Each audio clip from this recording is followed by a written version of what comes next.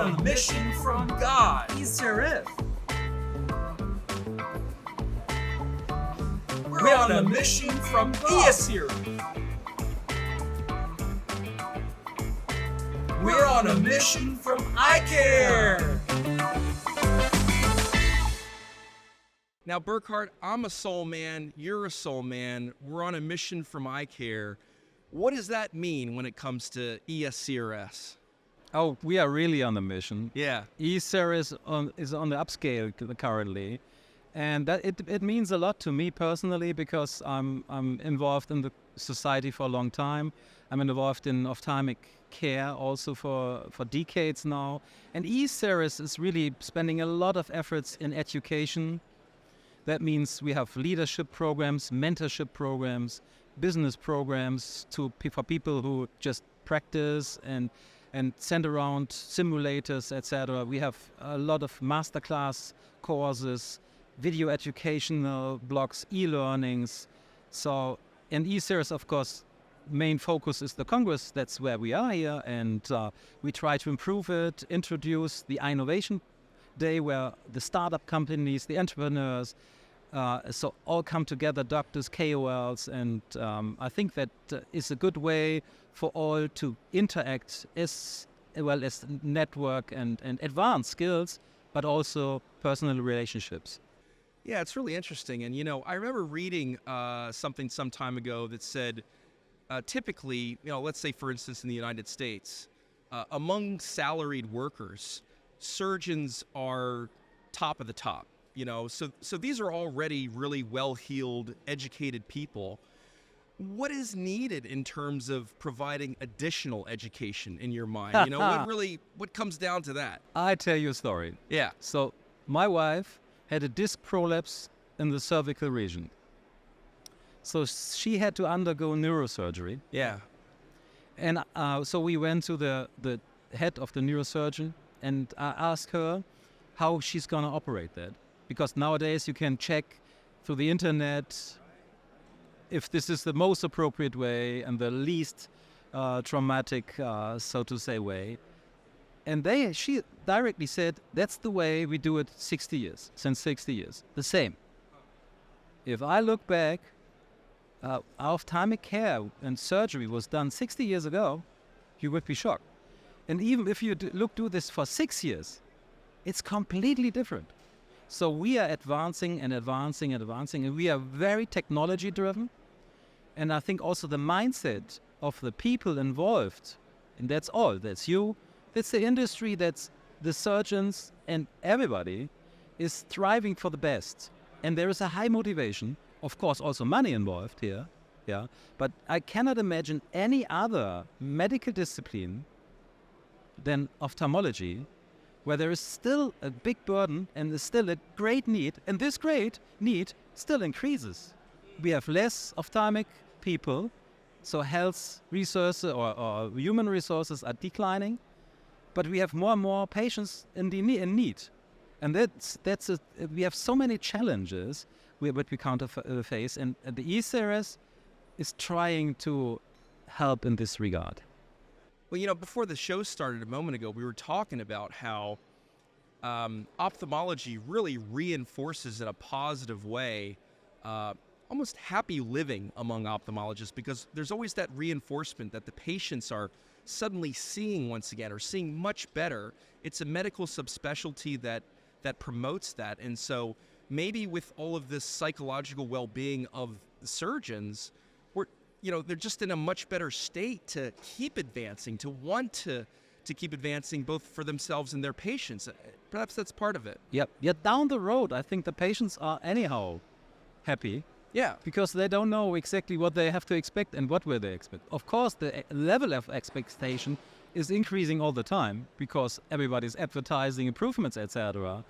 But this incremental, additional increase of happiness, of better outcomes, etc., that's something that comes from you and the people themselves. Yeah, so it's an intrinsic proportion that the surgeons, the industry, that everybody adds on top of it, although it's maybe not reimbursed, etc., but it's the attitude the people spend. Yeah, it's a really interesting profession because, you know, um, you hear as a child that you have a light and you want to let that shine, but really when you're in this field, you can literally do that. You can bring light to the world. And I think that that's incredible. And I wonder if there are even more strides that we can take as a community to, do that even beyond just direct care, but in the philosophies that are being discussed, and the in treating the surgeon as a whole in terms of well-being, and perhaps all of that is needed too. Absolutely. And also what I would say, give back. Yeah, give back. ESCRS is a charity organization, purely charity. Yeah. No, so non-profit. And that means that we can give also to remote areas where the care is not so good, and even increase standards there. And for the ball is an example for charity, dancing for a purpose. That's right. I mean, that's so great. Yeah. So we all practiced.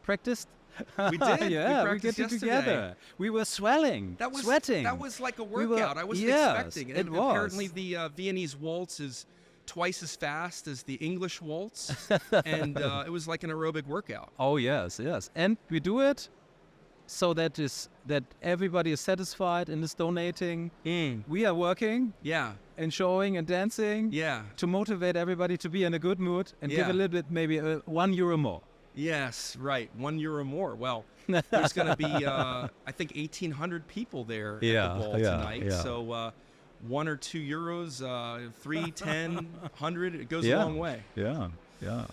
It's So, incredible. By the way, Yeah. I'm very thankful that you accepted that we turn around the interview Yeah. and make it okay. more fun. Sure. Here. And I'm really enjoying it because all the time, and I've given so many interviews Yeah. for 25 years, and I tell you, was all about science, and I reported my latest control trials and the people. Exactly. Right. And you don't change anything. You don't change anything with it. Right. No, the people will not change anything. Yeah. And so it's better to have fun formats to transport the more important things. That is, of course, that we have to make better care, but also that we have to have a good time together, increase relationships. And I think this is a good format to do so. So I have a question for you. You are doing so many interviews, coming together with so many people, but what are you doing if you can't understand the person, or the person is not, delivering at all, maybe not listening to you, and you feel, where am I on the wrong video here, or what is that going on? How do you overcome that situation? Yeah, you it's can't really stop. interesting and timely question, because LinkedIn just started a new feature called collaborative storytelling. Okay. And I got invited to be an expert on this collaborative story about interviewing. And it really had to do with how do you perform an excellent interview.